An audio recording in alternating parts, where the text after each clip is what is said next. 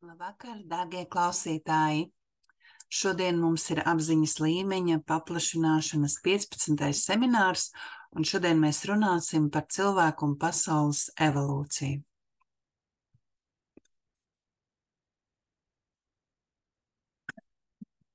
Pirmais, ko es vēlos izskaidrot, ir, kā vispār izveidojās tāda situācija, ka mums ir it kā nodalīta fiziskā pasaule un smalkā pasaule. Daļa cilvēku netic, ka eksistē smalkā pasaule, daļa cilvēku tic, ka eksistē smalkā pasaule. Pierādīt, šobrīd zinātniski to nevar neviens, tas vairāk ir ticības jautājums, bet arī ne tikai ticības jautājums. Protams, arī ir daudz visādu brīnumi, kas ir piedzīvoti, bet tos nevar uzskatīt par zinātniskajiem pierādījumiem. Bet, neskatoties uz to, var ticēt, var neticēt, šī informācija nāk no lielo skolotāju mācības, un lielie skolotāji mācībā ir aprakstījuši to laika posmu, ka ļoti daudzus miljonus gadus atpakaļ cilvēkiem bija tāds laiks, ka cilvēki patiešām darīja visu, ko lika augstākais saprāts, bez domāšanas, vai tas ir labi vai slikti, vienkārši, augstākais saprāts liek viņiem darīt to, tad viņi to darīja. Arī tīri vizuāli cilvēki izskatījās vairāk kā caurspīdīgas būtnes, par cik cilvēks sastāv no tām pašām enerģijām, kas ir kosmosā. Bet tajā brīdī, kad Dievs deva cilvēkam brīvo gribu un saprātu, tajā brīdī viss sāka mainīties, jo cilvēkam bija iespēja sākt eksperimentēt ar savu dzīvi. Un šie eksperimenti bija tieši tādi, ka cilvēks pamēģināja gan darīt labu, gan arī darīt sliktu un paskatīties, kāds būs tam sekas, lai izprastu, ka darīt sliktu tomēr nav pareizi, jo tas ir līdzīgi kā vecāku un bērnu attiecībās. Mīloši vecāki noteikti vēl savam bērnam visu to labāko un dod tos vislabākos padomus savam bērnam, bet ne visi bērni ieklausās savu vecāku padomos un pieļauj tieši tās kļūdas, par kuriem vecāki iepriekš ir brīdinājuši. Bet tad, kad bērns piedzīvo sekas, un kad viņš tiešām saprot, kādas tai kļūdai ir sekas, tad viņš, protams, atcerās vecāku doto padomu, bet tad jau ir pa vēlu, sekas ir jāpiedzīvo. Un tieši tāpat ir ar cilvēku, ar cilvēku evolūciju. Tātad pirmsākumos, kad Dievs deva brīvo gribu un saprātu, cilvēks ļoti labi zināja, kā ir pareizi. Viņš zināja šos dievišķos likumus, kur nav mainījušies miljoniem gadu, bet viņam ļoti gribējās zināt, bet kas tad būs tomēr, kad es neizdarīšu tā, kā to nosaka dievišķie likumi, ja es izdarīšu kaut ko savādāk. Kas tad būs? Kāds būs šis sekas? Un tā sākās šie eksperimenti, un pamazām eksperimentējot, vēloties redzēt, kas tad notiks, cilvēks pieļāva ļoti daudz kļūdas, bet tajā pašā laikā arī viņš izbaudīja, tiešām var nozīmē, piedzīvoja arī šo te bauda dzīvi, kas viņam likās ļoti patīkama, un daudzi no šiem cilvēkiem izdarīja izvēli, kad es labāk dzīvoju bauda dzīvi, tas nekas, ka tur būs kaut kādas sekas, un tā pieļaujot daudz kļūdas, pasaulē ap šiem cilvēkiem sāka kļūt arvien blīvāka un blīvāka, un izveidojās tiešām jau siena, ja sākumā tā bija caurspīdīga siena starp fizisko pasauli un smalko pasauli, tad šo miljonu gadu laikā šī siena ir kļuvusi jau ļoti blīva, ka mēs nevaram tā vienkārši paskatīties un redzēt, kas notiek smalkajā pasaulē. To var izdarīt, izmantojot varbūt dažādas garīgās prakses, tā kā teikt, ka vispār tas nav iespējams, tas ir iespējams, bet viennozīmīgi es uzreiz varu teikt, ka to es neiesaku darīt, ja, jo tās ir ļoti bīstamas prakses. Ja. Bet pats svarīgākais mums saprast tomēr, kā tas tā notika, ka notika nodalīta fiziskā pasaule no smalkās pasaules ar šo blīvo sienu.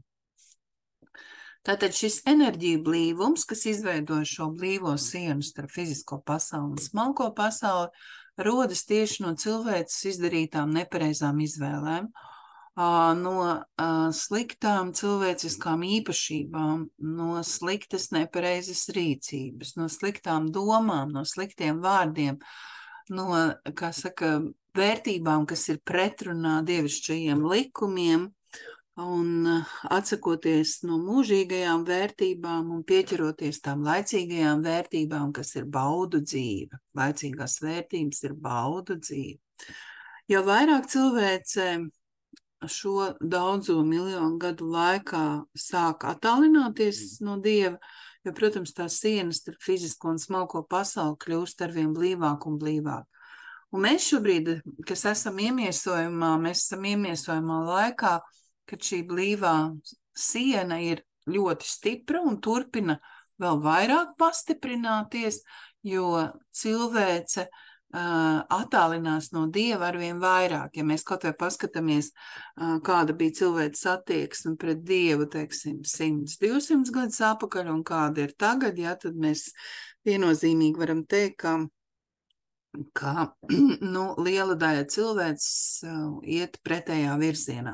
Bet tai pašā laikā ir arī cilvēki, kas meklē ceļu pie Dieva, kas ir pietiekami ilgi bijuši prom no Dieva un kas šobrīd meklē ceļu pie Dieva. Tā kā ir abi virzieni, nav tā, ka tikai cilvēki attālinās no Dieva. Ir, kas attālinās, bet ir, kas ir sākuši tuvoties Dievam. Un kā tad gal galā attīstījās cilvēks, ja? Tātad tie cilvēki, kas ļoti aizrāvās ar eksperimentiem, pamēģinot visu, kas ir pretrunā Dievam, viņi patiešām sāka aizmirst par Dieva eksistenci. Ja sākumā viņi zināja, ka viņiem bija tā pieredze, tad viņi sāka aizmirst to. Un patiešām jau sevi pārliecināja, ka nekāda Dieva nav. Un, protams, viņi arī aizmirsa par to, ka viņiem ir kaut kāda saistība ar Dievu un ar visu to, kas ir radīts. Viņi sāk uzskatīt, ka ir tikai viņš, un tā sāka attīstīties individualitāte, kā individualitāte uzskatīja, ka viņa ir atsevišķi no Dieva un ka viss ir atkarīgs tikai no cilvēka paša un nekas nav atkarīgs no augstākā saprāta, tikai no cilvēka paša un ka cilvēks pats saviem spēkiem visu var sasniegt. Es domāju, ka tā būtu atsevišķa tēma, kā tad tur iet cilvēkiem, kas tā domā, ka pienāk dzīvē. Ir, protams, cilvēks ļoti daudz ko var izdarīt, kas ir atkarīgs no viņa paša spēkiem, par to nav runa, bet cilvēks nevar visu izdarīt tikai paša spēkiem. Es arī ļoti daudz ko labprāt izdarīt šobrīd labu cilvēcei, bet es to nevaru izdarīt tikai pats saviem spēkiem. Man ir nepieciešams palīdzība, man ir nepieciešami atbalstītāji, partneri, līdzgaitnieki. Ja? Viena pati es neko nevaru izdarīt. Es varu kaut kādu mazu daļiņu, pilieniņus, kaut ko es varu izdarīt, bet ļoti maz salīdzinoši. Ja? Un līdz ko es, piemēram, to apzinos, to, ka es varu tikai daļu izdarīt, ja? Tad līdz ar to tas netraucē arī man kā individualitātei attīstīties, bet savukārt tie cilvēki, kas domā, ka viss ir tikai cilvēka rokās un ka nekas cits neietekmē to, tie, protams, attālinās vairāk no Dieva, bet tāda ir viņa izvēle. Dievs patiešām ir ļoti, kā saka, elastīgs, ja varētu tā teikt. Viņš mums atļauj darīt, kā mēs gribam. Mēs viņam varam ticēt, mēs viņam varam neticēt. Dievs nepieprasa, lai mēs iet uz baznīcu un lūgtos viņu. Dievs nepieprasa, lai mēs to darām mājās. Dievs vispār neko nepieprasa. Dievs nepieprasa, lai mēs ievērojam dievišķos likumus. Viņš neko nepieprasa. Kā gribiet, tā dzīvojiet, tikai atcerieties, ka būs jāpiedzīvo sekas. Un, jo Dievs mums deva saprātu. Kāpēc viņš mums deva saprātu? Viņš saprātu mums deva tieši tāpēc, ka mums pašiem ir jāpadomā, vai pieļaut kļūdu ir saprātīgi, ja mēs zinām, ka tā ir kļūda, vai tomēr labāk atteikties no kļūdas pieļaušanas. Ja cits jautājums, ka mēs nezinām, ka tā kļūda, bet saprāts principā ir tam domāts, lai cilvēks varētu novērtēt savu rīcību un pieņemt pareizes lēmumus. Dievišķie likumi nekad nav bijuši atcelti, neskatoties uz to, ka cilvēce šobrīd jau, es domāju, ka lielākā daļa cilvēces nezina vispār šos dievišķos likumus, un kaut ko zina, jā, teiksim, bet nezina, bet tā kopumā, teiksim, nezina, un cilvēce turpina darboties, kā saka, tā izdarot savas izvēles. Bet dievišķie likumi arī turpina darboties. Viņi nav atcelti, viņi darbojās miljoniem gadu atpakaļ, tā viņi darbojās arī šodien, un tā darbosies arī vēl pēc miljoniem gadu. Un tas nozīmē, ka individualitāte attīstās no mūža uz mūžu. Ko tas nozīmē? Tad, kad mēs piedzimstam ar tām gudrībām, kuras mēs esam uzkrājuši iepriekšējo dzīvi laikā. Un tad mums ir izvēle, vai šīs dzīves laikā papildināt mūsu gudrības uzkrājumus ar jaunām gudrībām, vai tieši otrādi varbūt sev iestāstīt, ka tas ir muļķīgi un to nevajag un tas nav pareizi, un kā lai saka, patukšot savu gudrību krātuvīti, tad uzkrājot savā garā gudrības un dvēselē gan labo, gan slikto pieredzi.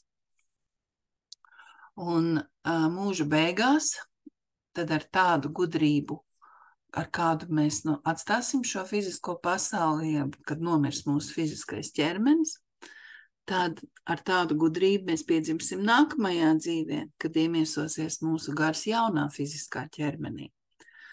Ar tādu raksturu, ar kādu mēs nomirsim šajā dzīvē, ar tādu mēs piedzimsim nākamajā dzīvē.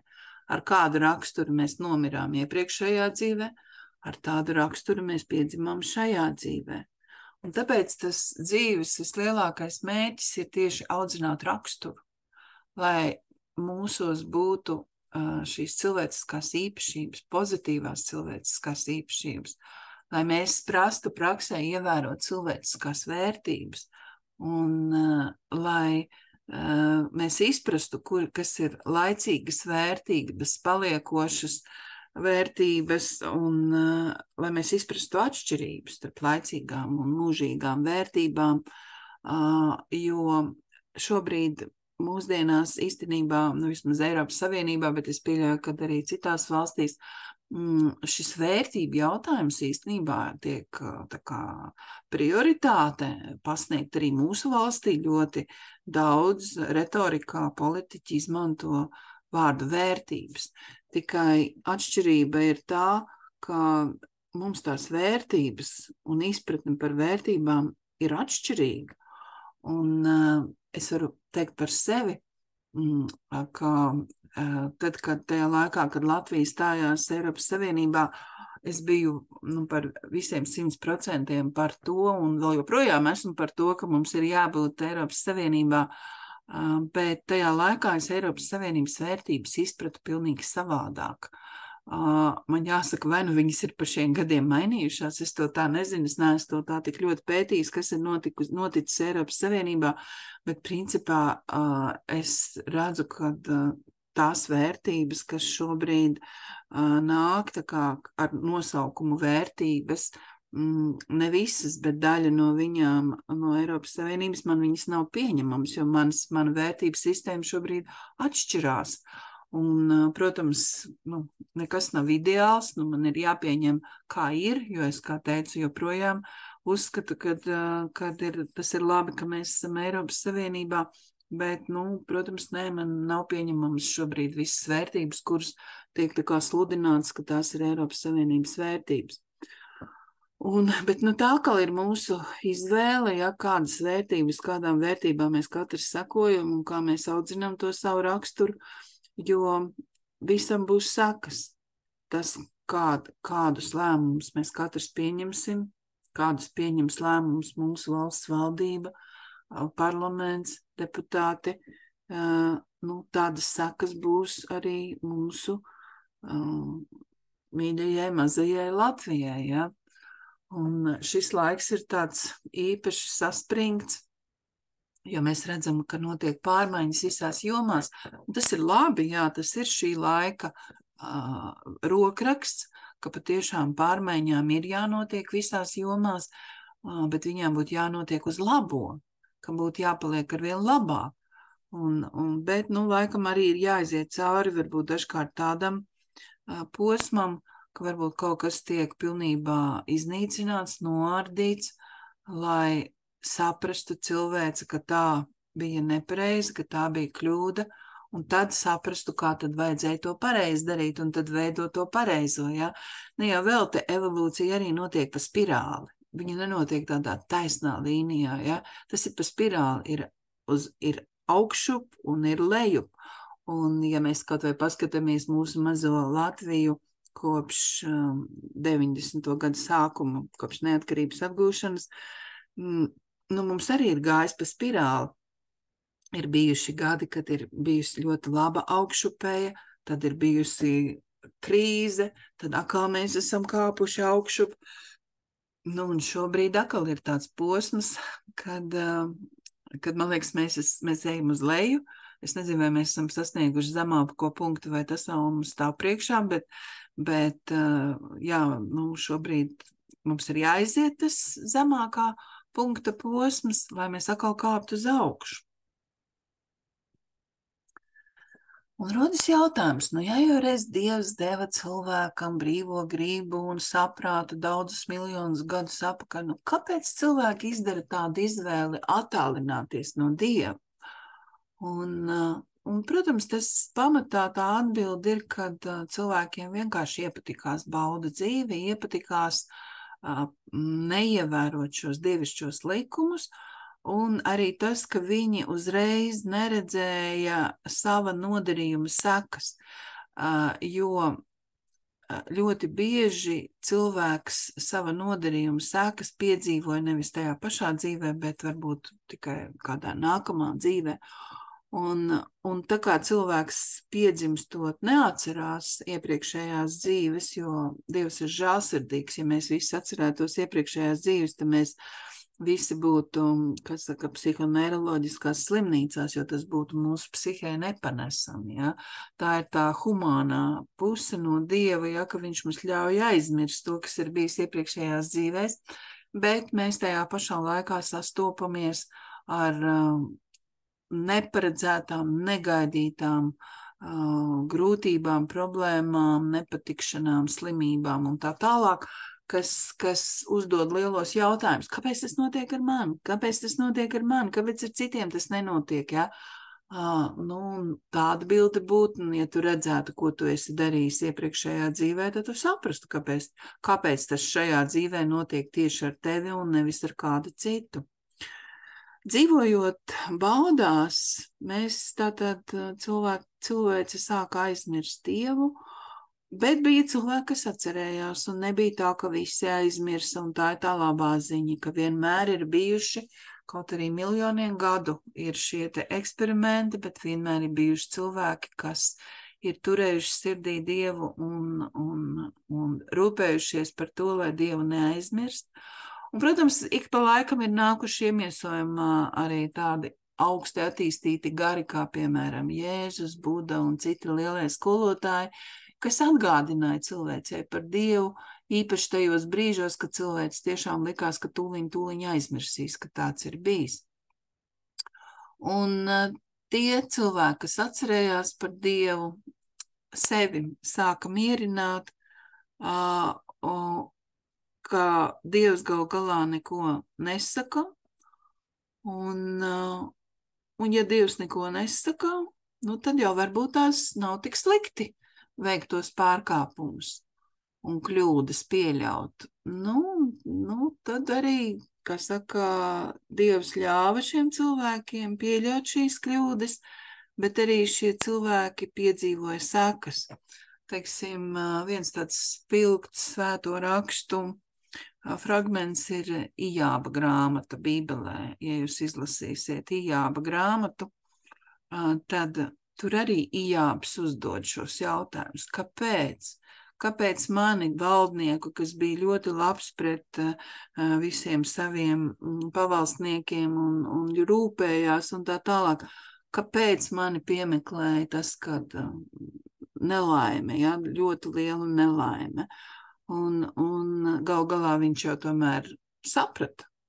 Viņš saprata, un viņam arī tika atgriezts, ja, viņa bērni mirušie atkal nāca iemiesojumā, neskatoties uz ļoti lielo vecumu Ijābu un Ijāba sievai, ja.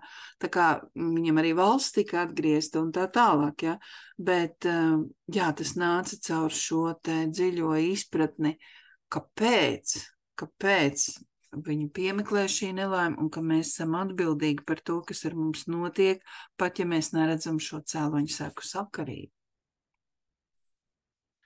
Dievs mums atļauj kādu brīdi dzīvot tādā ilūzijā, ka es tur pieņemu visus lēmumus un daru visu tā kā gribu, un ka visu nosakām mēs paši, bet tad katram cilvēkam tomēr jau šīs dzīves laikā pienāk brīdis, kad viņš nevar panākt to, ko vēlas. Un pat ja viņš liek lietā visas savas vislabākās zināšanas, vislabāko pieredzi, arī savu materiālo bagātību, ja, un tomēr viņš nonāk, es šoreiz liekot lietā visu, nevaru panākt to, ko vēlos.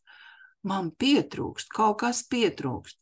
Un tas, kas pietrūkst, tas ir, tev pietrūkst vienkārši Dieva atbalsta, Dieva atļaujas. Jo rezultāts ir atkarīgs no Dieva. Cilvēki tikai domā, ka rezultāts ir tikai no viņiem atkarīgs. Nav tā. Un tu par to ir pārliecinājušies visi. Arī valdība, kas it kā liek mums izvirzīt mērķus un sasniegt rezultatīvos rādītājus, ja. Te pašā laikā pati valdība Covid laikā noteica ļoti skaidrus mērķus, cik un kad vakcinēs cilvēkus. Nevienu no šiem mērķiem valdība nesasniedza, pat tūmā nesasniedza. Kāpēc te viņi nesasniedza? Bija pārāk liela muļķi, vai? Tāpēc, ka Dievs gribēja caur šo te parādīt, mīļie cilvēki, rezultāts nav atkarīgs no tā, ko jūs tur uzrakstat savos strateģiskajos plānos. Rezultāts ir atkarīgs no tas, kas notiek no jūsu sirdī un no Dieva. Un tas brīdis, kad cilvēks nevar panākt to, ko viņš vēlas, tad Dievs dod cilvēkam iespēju atgriezties pie Dieva. Visvairāk to izjūt cilvēki, kurus ir piemeklējušas tādas tiešām ļoti smagas dzīves grūtības, piemēram, smaga slimība. Ir cilvēki, kas saslimst ar smagu slimību, piemēram, onkoloģiju. Un viņi tā arī paliek neticīgi, un viņi tikai uzticās ārstiem, lai ārsti viņus izārstē. Ārsti nevar izārstēt tikai no onkoloģijas viena paša. Ļoti lielā mērā ir atkarīga šī te slimnieka līdzestība. Vai viņš padomās par to, kāpēc viņš saslim? Vai viņš mainīs savu domāšanu, attieksmi pret dzīvi? Ja viņš to darīs, jā, viņš var saņemt Dieva žēlastību un izvesaļoties. Pat ja viņam ir pēdējā stadija, arī tad viņš var izvesaļoties, ja viņš saņem Dieva žēlastību. Tā kā cilvēkam ir brīva griba, tad viņš izdara izvēli atgriezties pie Dieva vai turpināt eksperimentēt, piedzīvojot savu izvēļu sekas. Es atceros vienu gadījumu, kur man bija iespēja lasīt semināru ar onkoloģijas slimām sievietēm, un tas bija Gaļasdara slimnīcā, onkoloģijas tajā centrā. Un šajā grupā bija sievietes dažādas, ja, visām viņām, kas viņas vienoja, viņām visām bija onkoloģiska slimība, bet starp viņām bija, manuprāt, viena, ja vairākas, bet viena noteikti bija ārsts, mediķis, ārsts. Es nezinu, kas viņa bija pārsta tieši kādā virzienā, to es vairs neatceros, bet, jo tas bija jau daudz gadus atpakaļ, Bet tad, kad es stāstīju šīm sievietēm, cik ļoti ir svarīgi izprast savas slimības cēloni, mainīt savu domāšanu, attieksmi pret dzīvi, strādāt ar sevi, tad tieši šī sieviete, kas bija ārste, bija ļoti agresīva šajā te seminārā ar uzbrukošiem komentāriem, ko es stāstu te visādas muļķības, ja, un tas nav zinātniski pierādīts, un tā tālāk, ja. Un pēc šī semināra man pienāca klāt no šī semināra, manuprāt, ja man atmiņa neviļ 3 sievietes, un teica, ziniet, lai arī kā tur oponēja tā slimniece, kas bija ārsts, es tomēr noticēju jums. Un viņas lūdza manu palīdzību, ka viņas grib saprast tiešām, kāpēc viņas ir saslimušas un kas viņām ir jāmaina savā domāšanā, lai izveseļotos. Un es viņām sniedzu šo palīdzību, un šīs sievietes visas izveseļojās. Bet tā kā viņas bija visu laiku tajā apritē, tur arī notiek šiem slimniekiem tās grupas un pārbaudas un vispārējais, tad viena no sievietēm man tiešām pastāstīja, ka tā sieviete, kas tajā grupā bija tā ārste, viņiem, es neatceros pēc tā semināra, cik pagāja laiks, man liekas, pat gads nepagāja, ka viņa nomira. Bet šīs sievietes izveseļojās, ja, un tas bija tāds, tāds signāls, arī viņas pašas sev teica, labi, ka mēs klausījām jums, uzticējāmies un sākām strādāt ar sevi. Protams, ka es neko nevaru izdarīt un nevienu nevaru glābt, tikai dot padomus, bet cilvēkam ir jāstrādā pašam ar sevi. Un tas arī šajā situācijā parādījās šī te brīvā griba, ja, šajā grupā visas šīs sievietes saņēma vienu un to pašu informāciju. Viņas saņēma informāciju, ka viņas strādājot ar sevi un mainot attieksmi pret dzīvi, var palīdzēt sevi izveseļoties. Daļa no šīm sievietēm noticēja, tās izveseļojās.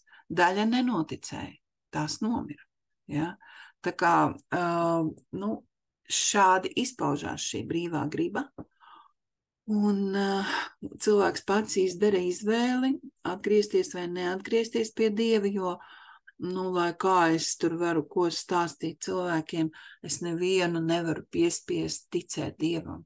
Es nevienu nevaru piespiest, ka tev tagad ir jāatgriežas pie Dieva. Ja? Tas ir cilvēks pats izdara izvēli, vai viņš to vēlas vai nevēlas.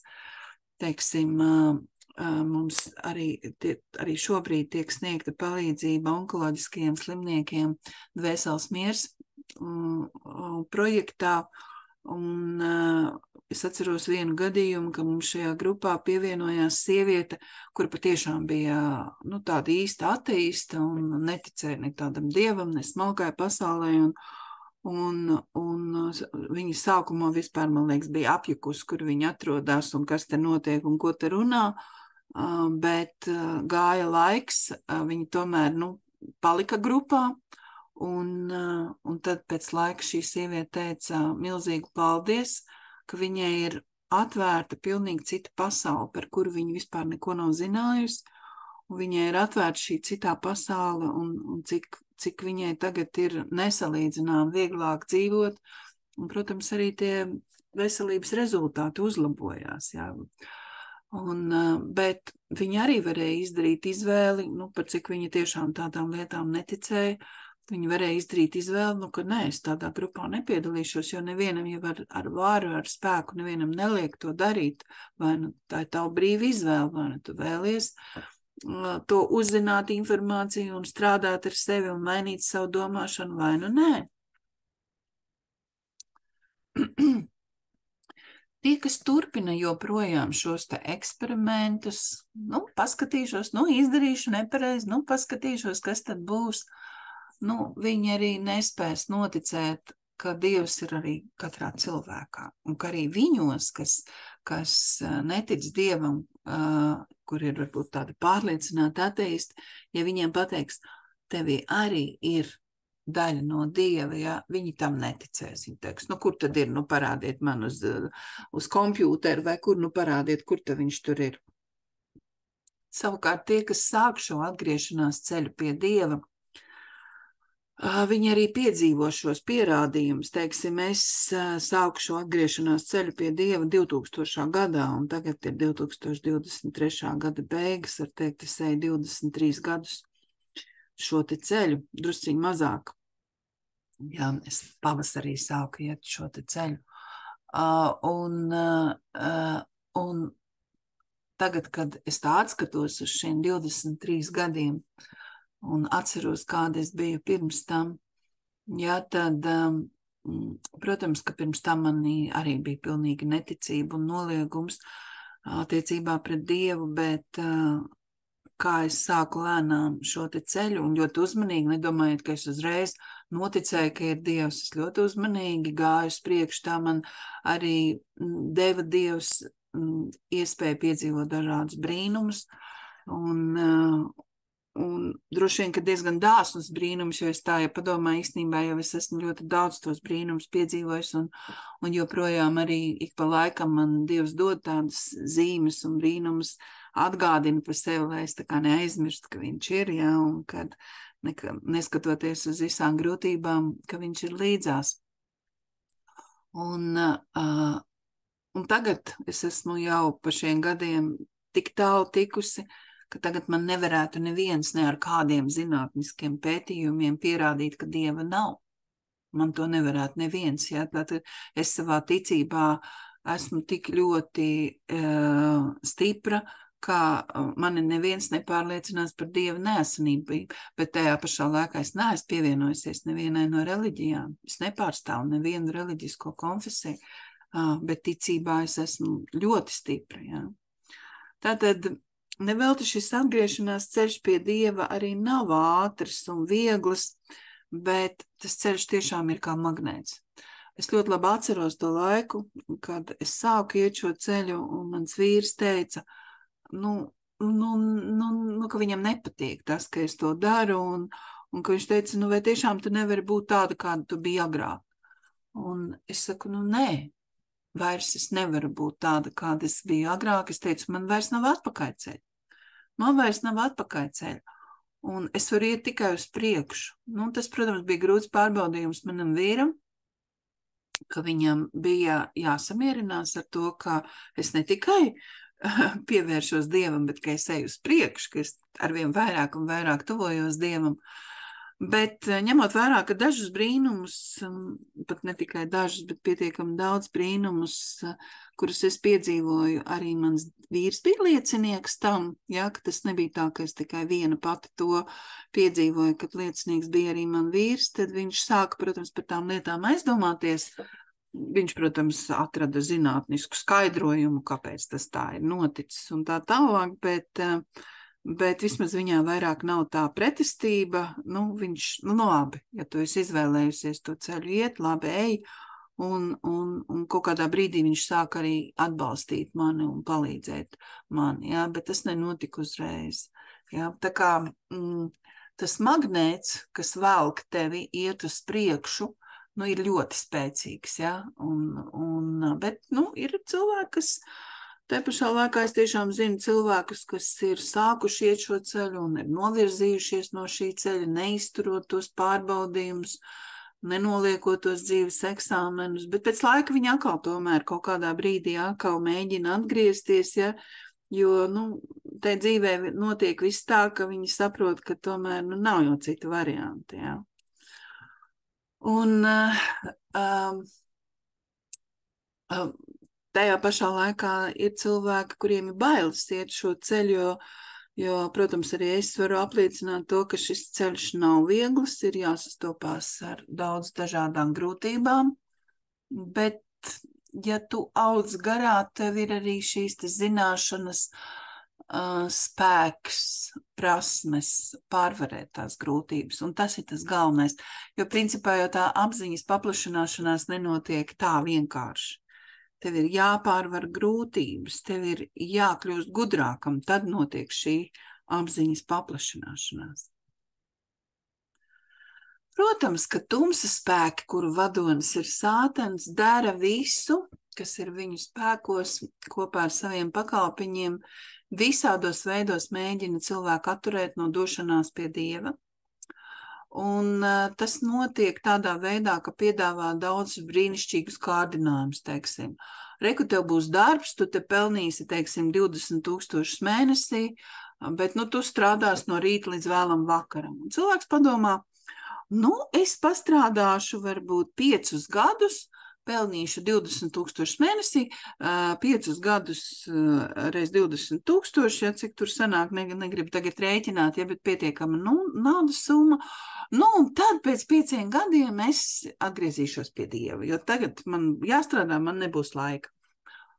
Bet pēc tiem 5 gadiem cilvēkam ir mainījušās vērtības, mainījušās vēlmes, un viņš vairs nav ar mieru dzīvot 150 kvadrātmetru mājā, viņam jau vajag 2 mājas, vienu pie ezera, vienu pilsētā, un līdz ar to viņam vēl vajag pastrādāt 5 gadus ar lielu algu.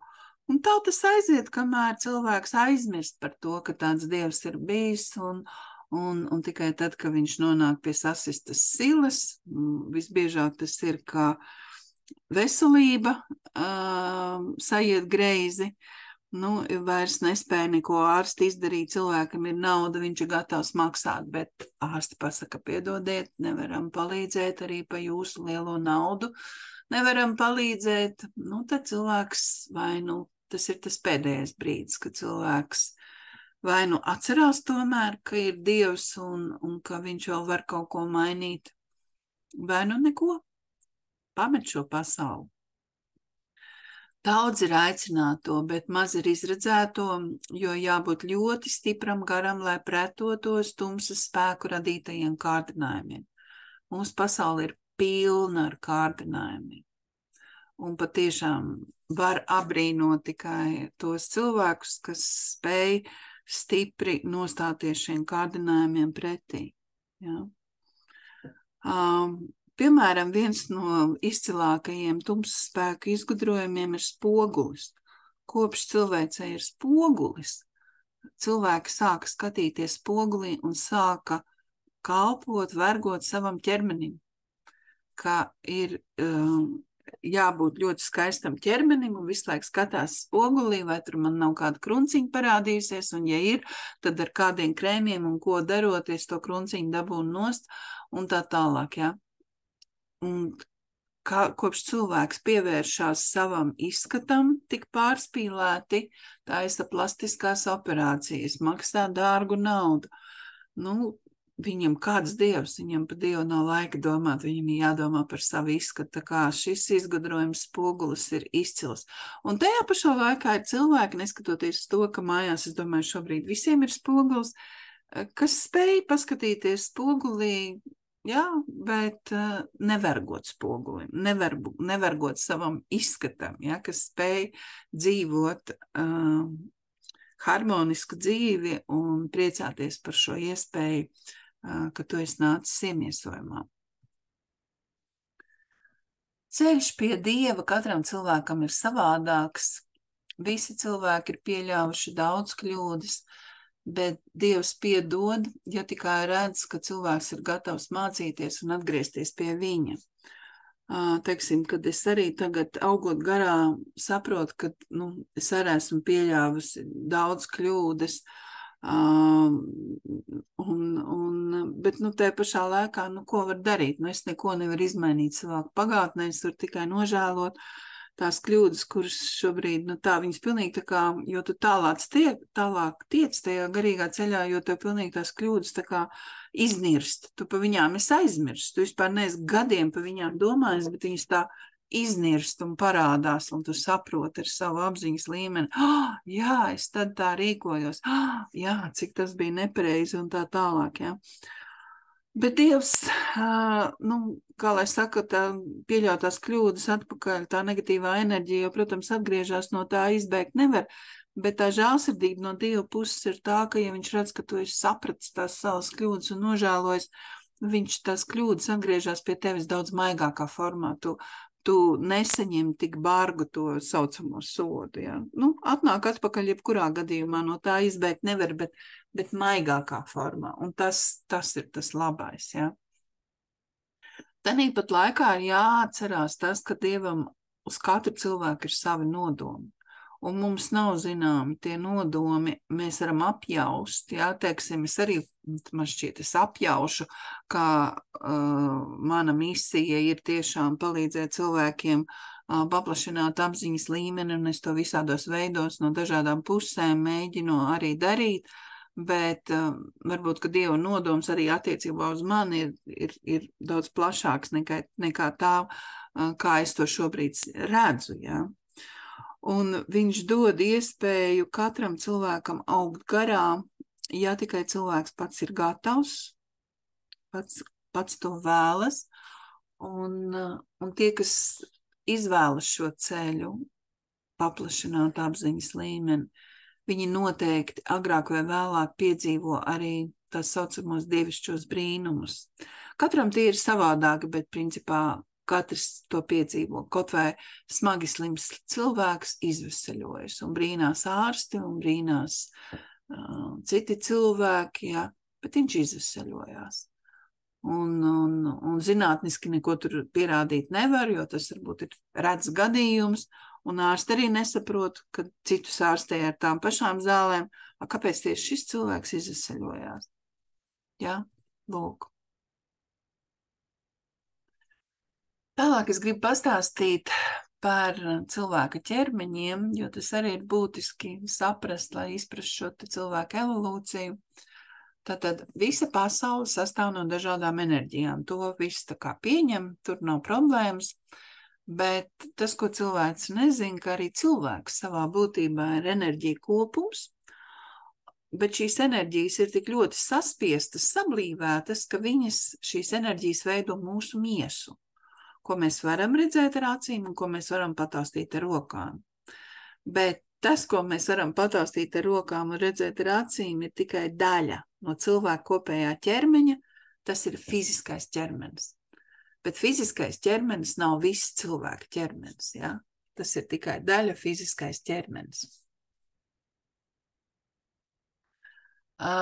Bez fiziskā ķermeņa eksistē smalkie ķermeņi. Smalkos ķermeņus mēs redzēt īstenībā arī jau šo to varam. Mēs varam redzēt, jau ir izgudroti aparāti, kur var redzēt auru. Lūk, cilvēka aura ir cilvēka smalkie ķermeņi.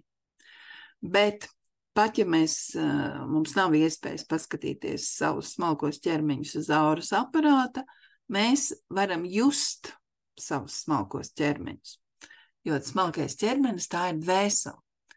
Un tad, kad cilvēks ir par kaut ko ļoti apbēdināts, viņš var lietot tādu jēdzienu, var nelietot, bet principā viņam sāp dvēsele.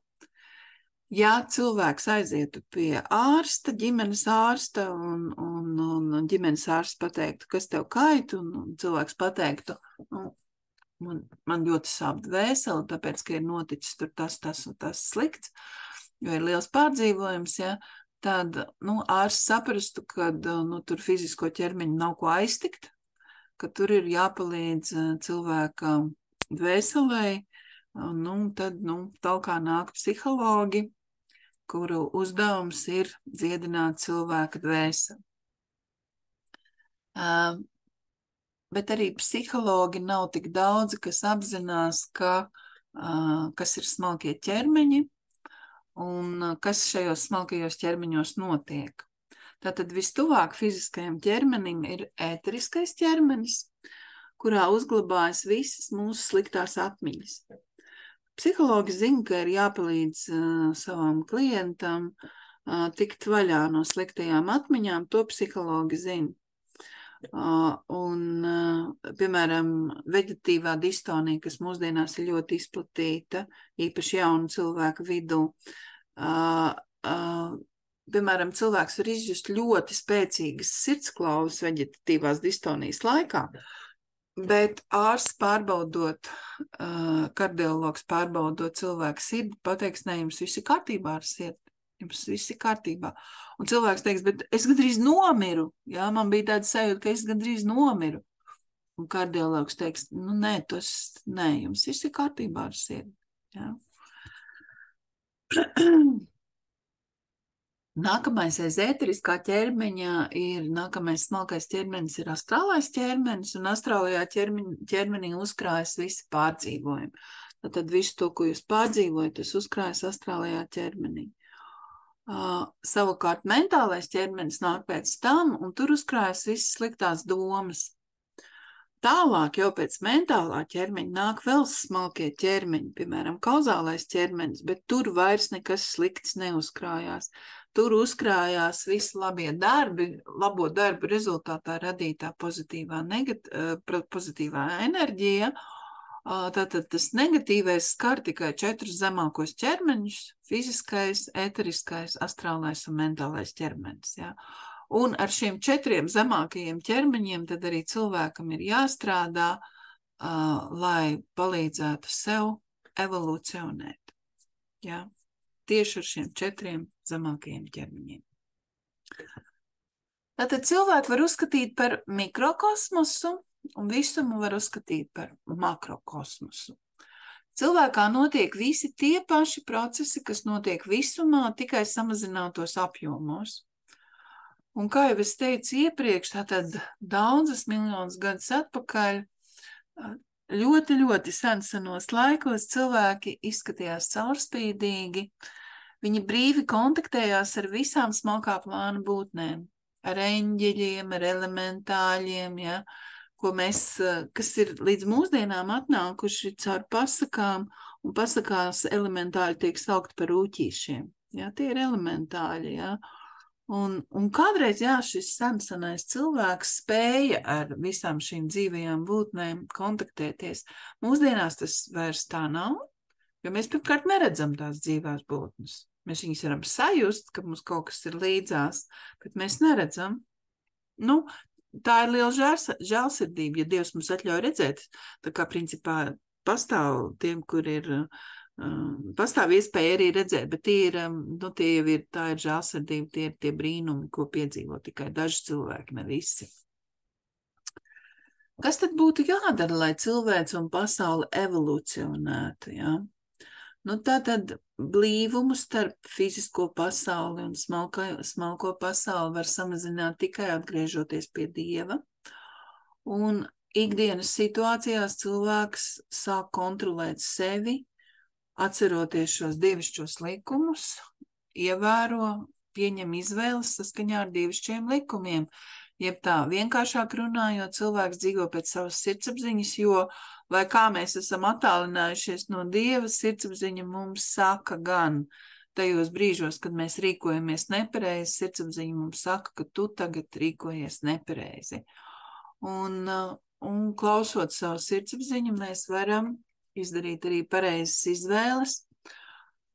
Ja mēs attīstīsim savas pozitīvās cilvēciskās īpašības, ja mēs atbrīvosimies no savām negatīvajām cilvēciskajām īpašībām, ja mēs domāsim labas domas, teiksim labus vārdus, darīsim labus darbus un vairāk koncentrēsimies uz atgriešanos pie mūžīgajām vērtībām un sāksim atteikties no laicīgajām vērtībām, tad arī mēs samazināsim šo te blīvo sienu starp smalko pasauli un fizisko pasauli.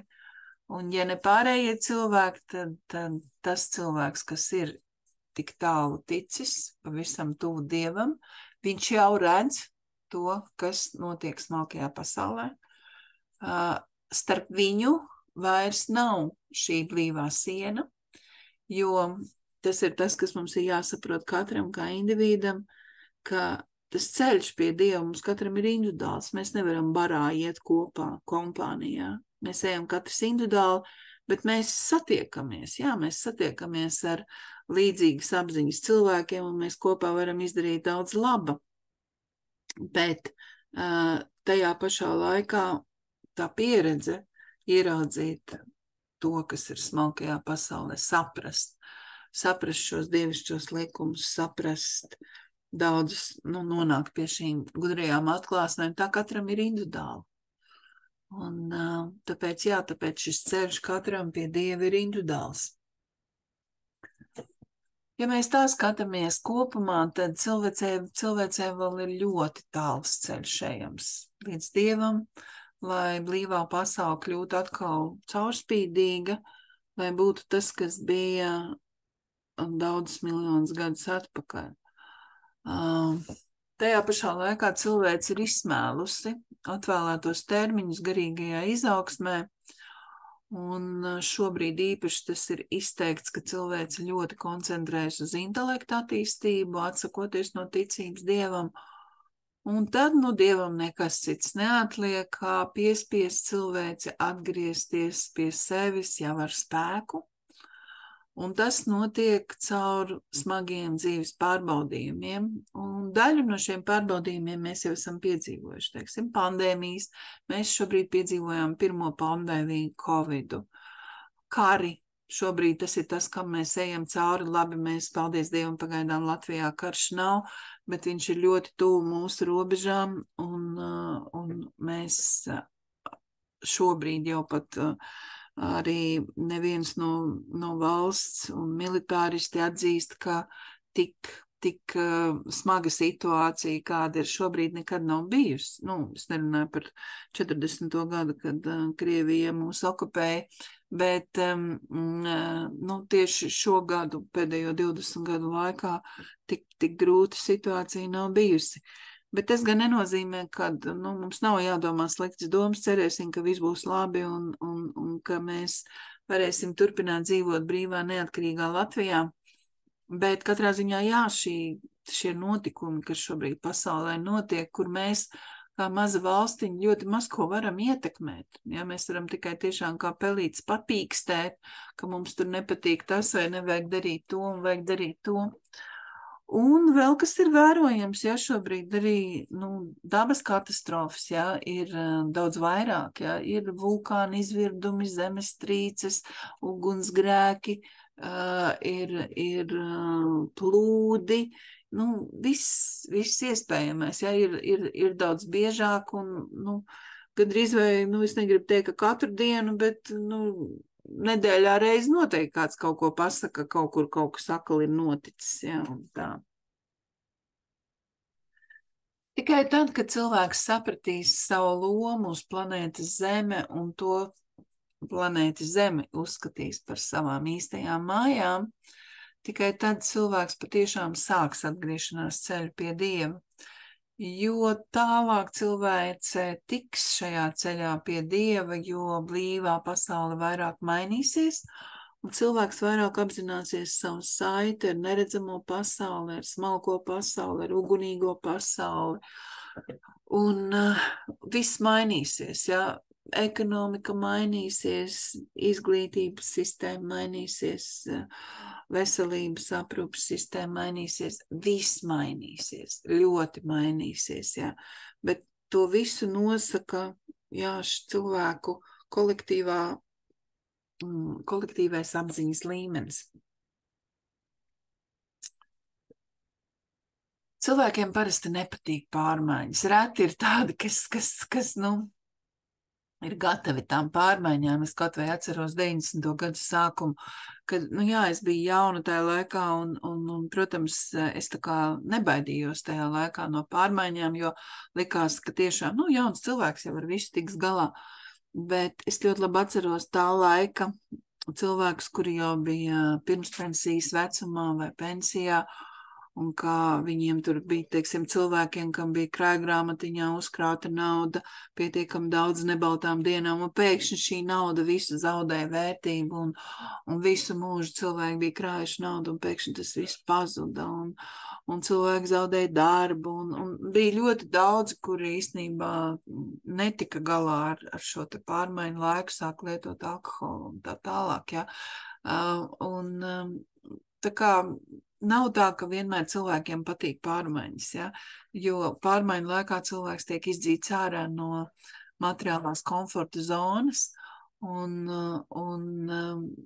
tad cilvēkam ir dot iespēju iepazīt šos iekšējā miera dotos labumus, un arī iespēju kontaktēties ar augstākajiem spēkiem, bet, te atkal parādās tas, vai cilvēks izdara tādu izvēli vai nē, un Un ir cilvēki, kas pamazām maina savus dzīves paradumus, teiksim, ja es paskatos un atceros sevi, kāda es biju, teiksim, līdz 2000. gadam un kāda tagad, jā, tad man ir ļoti mainījies gan vērtības,